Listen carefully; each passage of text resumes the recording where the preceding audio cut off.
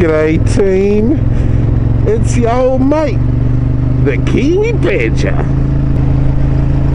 For those of you Kiwis out there in YouTube land, you may have seen a story on 3 News the other day where a reporter obtained a firearm without a license.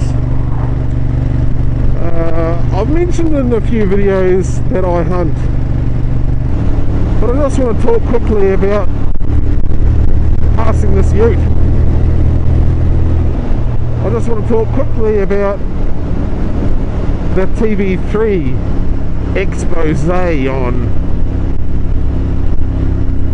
utilising a loophole in the current legislation. There is no loophole. You have to have a firearms licence to obtain a gun. On the email order form, there's several fields which you have to fill out. One is your name, the other is your firearms licence number, your delivery address, and the form has to be signed off by a police officer. So the police officer's got to put their details, or the police officer's details have got to be on that form. Now this reporter put a false name, tried to put a false firearms license number, and put false police officer details. So not only has she obtained the firearm without a license herself, she's used fake details, which is fraud. Then the firearm has been sent and she's received the firearm from the courier at the door of the address. So she's been in possession of a firearm without a license. So by my count, and impersonating a police officer. So she's actually committed 4 crimes by my count. The reporter is saying that, was trying to justify her actions, saying it was in the public interest that this be exposed. Turns out that the license number that she used is actually a real firearms license number. So the retailer has plugged that firearms license into the national computer, and it's spat out a legitimate person. So they've sent the firearm. Throughout this whole mess, the thing that I find funny, well, it's not funny actually, the thing that I find disturbing and really strange is that a courier, any courier, doesn't have to be a firearms license holder, but is allowed to carry a firearm, in as much that they have got it in their possession whilst delivering it. So that needs to be changed. Also too, when the courier drops off the package, they should be citing a firearms license, a current firearms license, in my opinion, when they give it to a person at a door, not just handing it over. But I think what would stop all of this is if the gun stores used one national carrier which has an exemption from police or certification from police, and they deliver that firearm directly to a police station. Then the purchaser has to go into the police station, provide their firearms license, and uplift their firearm.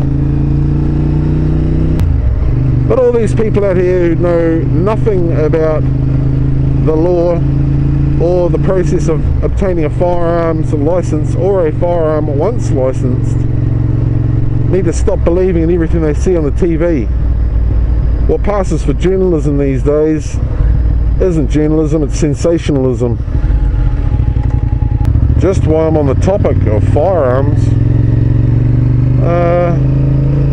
here in New Zealand, it's considered a privilege to own a firearm and use a firearm.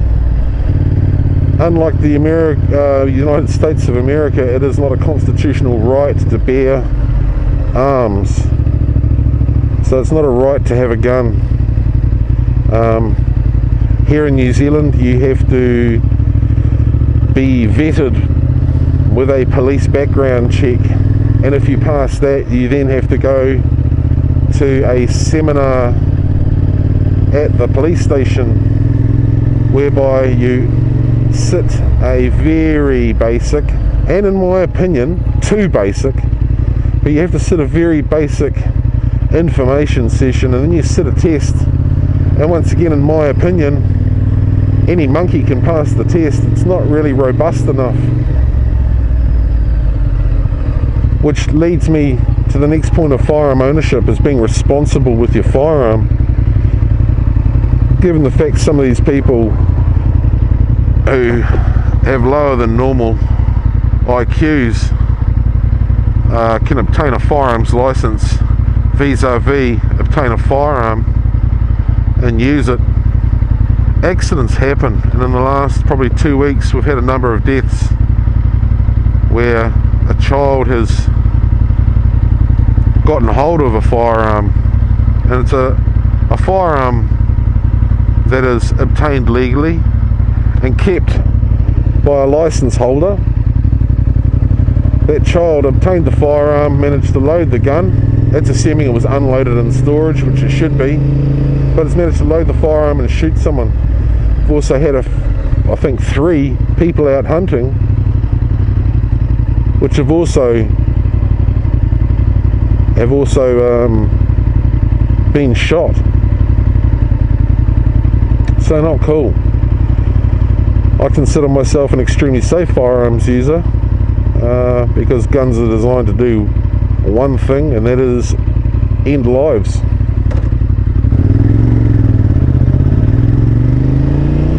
Yeah, but they've gone out and people have been out hunting, have been shot and killed, and it happens every year without fail. In New Zealand, probably the biggest hunting occasion of the year is the red deer mating season, the roar, where for 2 to 3 weeks in April, red stags go absolutely mental trying to score a lady deer and get busy. And of course with that comes a term commonly known as buck fever, where people get too enthusiastic and don't take the correct precautions and end up shooting someone thinking they're an animal, when in fact it's a fellow hunter, where family have shot family and friends have shot friends, or strangers have shot strangers. But it's very unfortunate nonetheless, but all avoidable. I don't recall the last time seeing any statistics of accidental shooting by way of accidental discharge, where the firearm's fallen over or something and the gun's gone off and shot someone. They've all been actively hunting. Not cool.